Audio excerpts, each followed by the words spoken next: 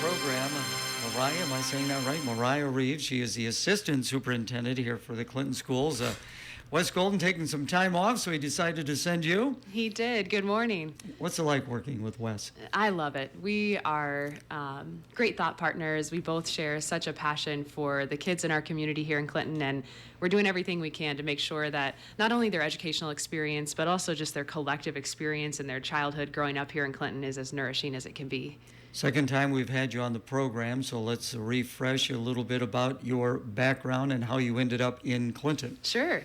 Well, I grew up in the southeast corner of Iowa in Keokuk, and I made my way to Cedar Rapids, finished high school, and went to College, and started my teaching career at Cedar Rapids Prairie, and went into administration, which took me to Dubuque as the high school principal of Dubuque Wallert, and was really wanting to move towards central administration, and kind of wanted to stay on the eastern side of the state, and found my way to Clinton as director of curriculum and now assistant superintendent. And honestly, Gary, there's not a place I'd rather be. I love this community. It reminds me a lot of growing up on the river just a little bit south of here. And, I always tell folks that our community is full of hope and dedication for our kids, and the soil is rich, and we're certainly cultivating that. So it's been a gift.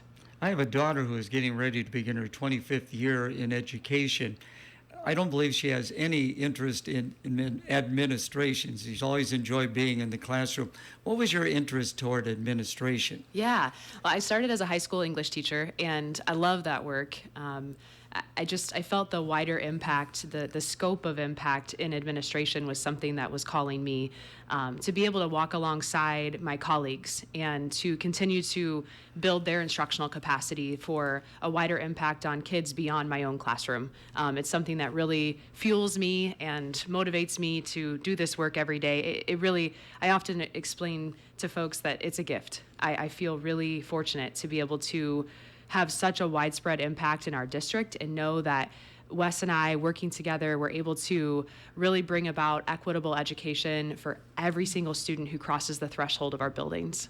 You know, it's interesting, our last two superintendents, Gary DeLacy and now Wes Golden, both, of course, started in the classroom and then worked their way to administration.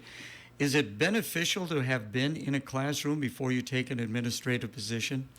I believe yes. I don't know that there's any other avenue that can give you the same perspective. We can talk about it philosophically or in the classroom as students, but until we've managed our own classroom, it's certainly a better perspective to be able to walk alongside teachers having walked in their shoes.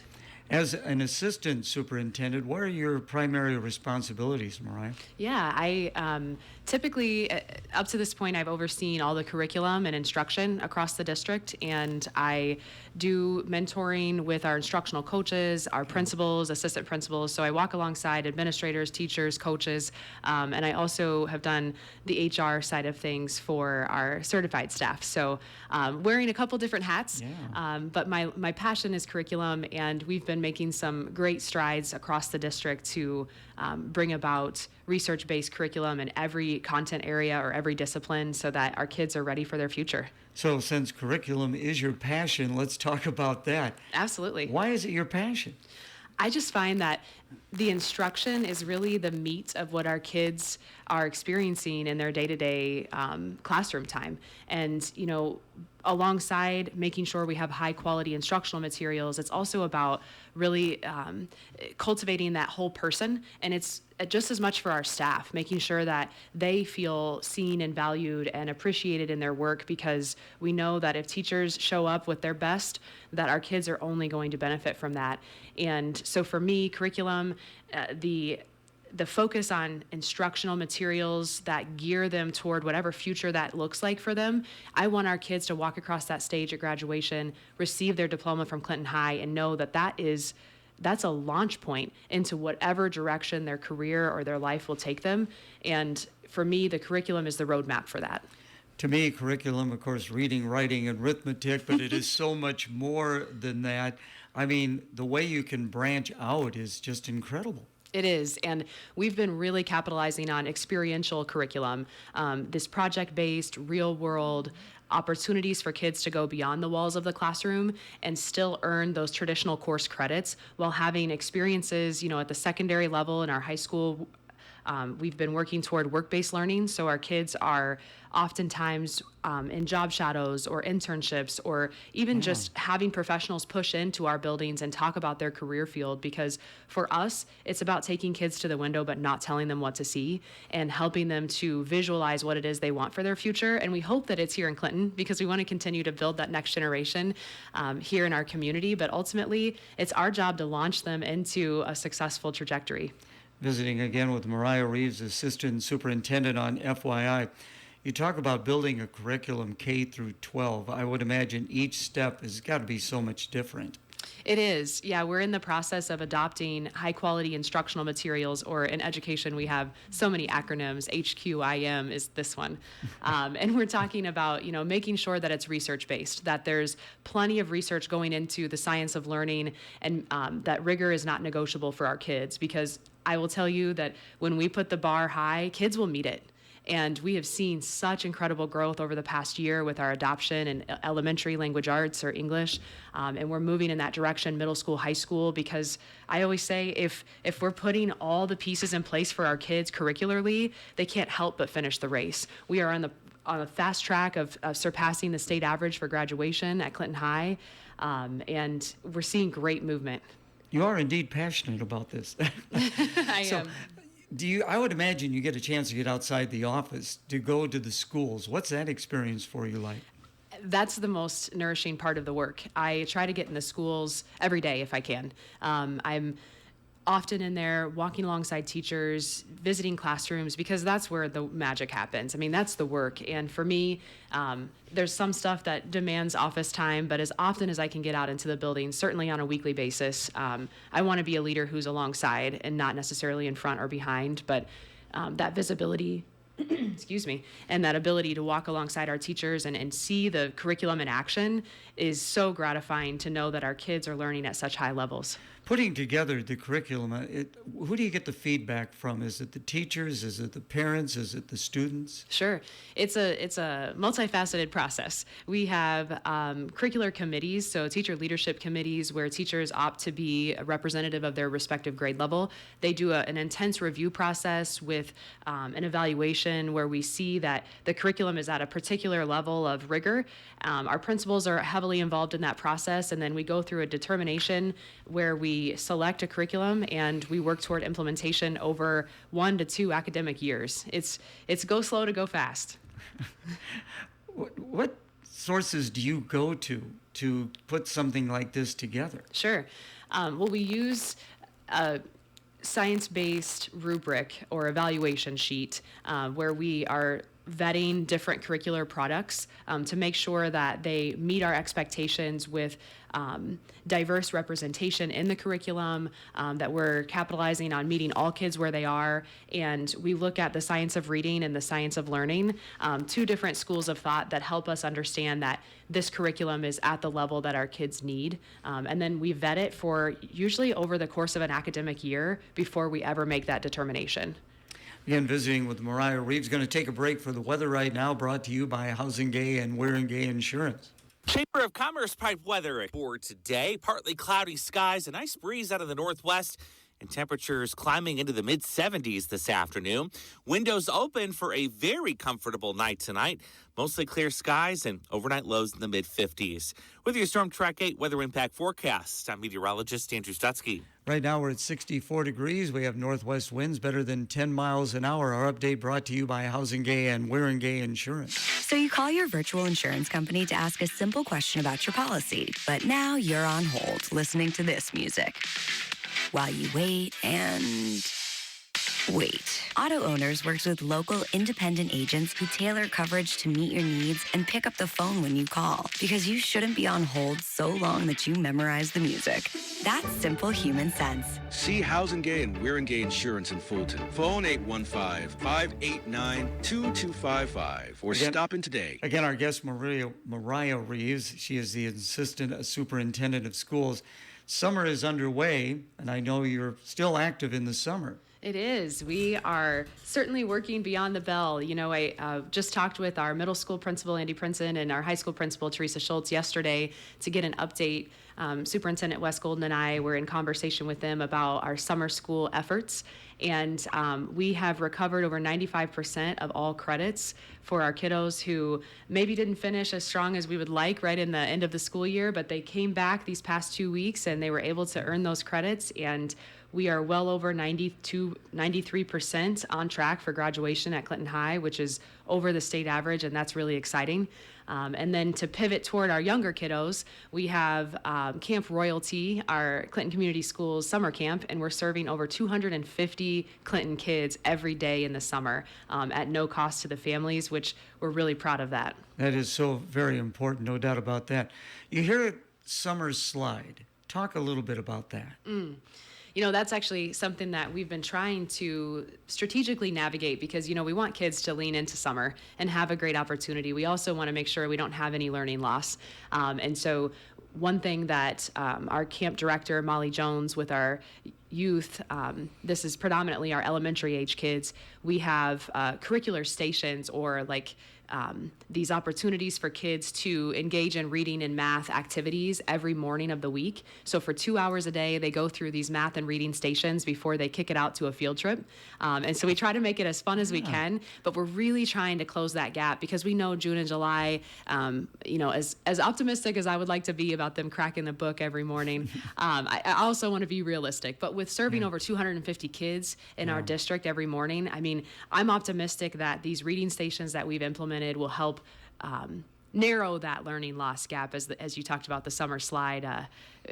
We're hoping to come back and just full steam ahead in August. August. When is the first day of school? Any idea? Yeah, we will be back at it on August 25th. And then we'll be doing some unpack your backpack at the elementary levels. So August 25th there is that first day for us as a district, and it'll be here before we know it. No doubt about that. How are things coming along at the high school? They're going well. We actually have a field trip for the central administration team this afternoon to do a tour of all of the improvements. And we're incredibly grateful for all the work that has been put into that. And we're really excited to have that space for our high school kids.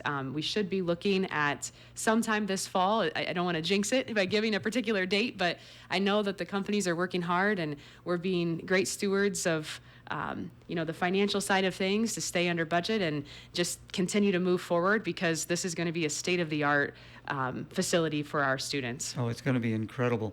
I happened to be one of the last classes that went from after the fire to get into the new building. So I know it's been a long time. Sure. Because I'm pretty old right now. Well, it's been a great improvement, and you walk in there and it just looks like a college campus, which I'm so excited for our kids to be able to walk those halls and know this is for me. As a student at Clinton High, I'm able to walk through this fantastic facility, getting an education that matches the aesthetic of the building. I get the opportunity to visit with 3 students every month as a female, male, and of course, fine arts student of the month. And I always ask them about the changes that they have had to go through during their career in high school. And just recently I talked to one, and she was saying that she would love to come back and see what the improvements are. And she really wasn't upset that she's not going to be a part of the new building, but she is excited to see the changes during her 4 years.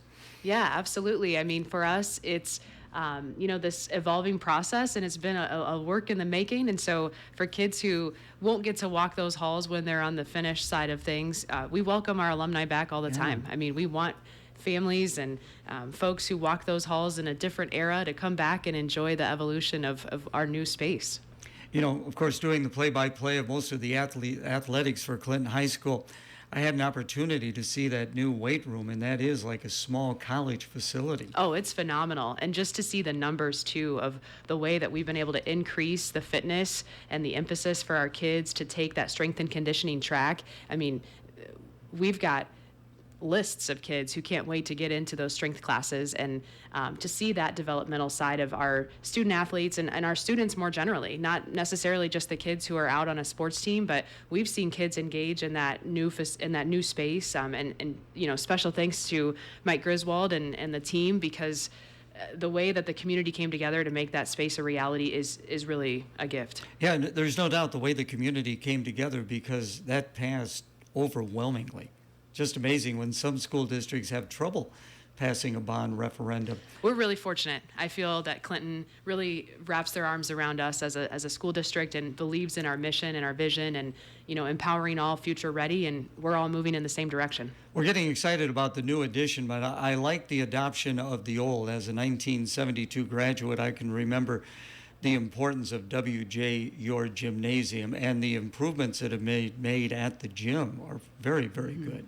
It's great to see that we can really bring together and place in dialogue some of the older sections of the building with the new renovation, because you're right, your gym is the heartbeat of the campus, and to be able to keep that in its original form with some updates, but to have that nostalgia of walking into your gym and maintaining that piece in the midst of the renovation has been really special for our community. And I love the new parking lot. You can drive all the way around now. That is great. It is great. That flow of traffic is going to be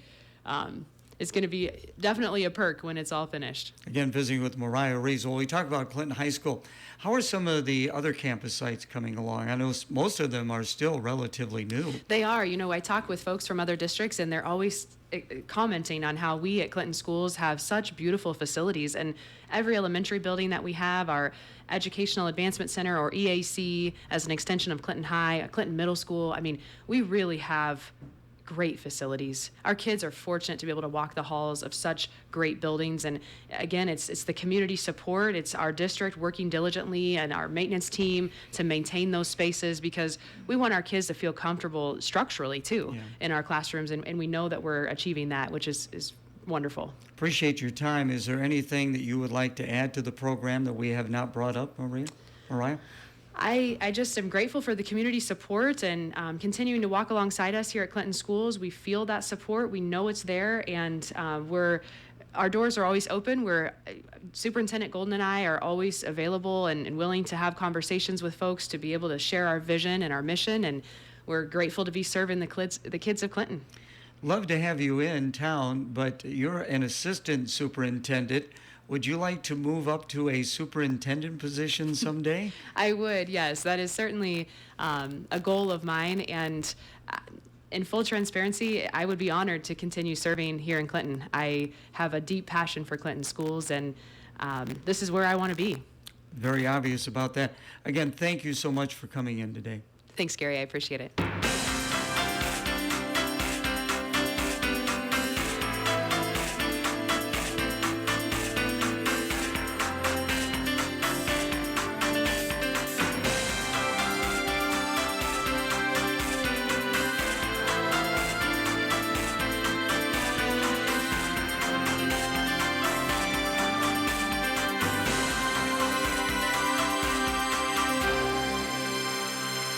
Basically, get out of the way. The Dan Patrick Show. Dan Patrick. Sorsby acknowledged that he wagered over $90,000 on pro and college sports over the last 4 years. He's going to sit out 2 games. I still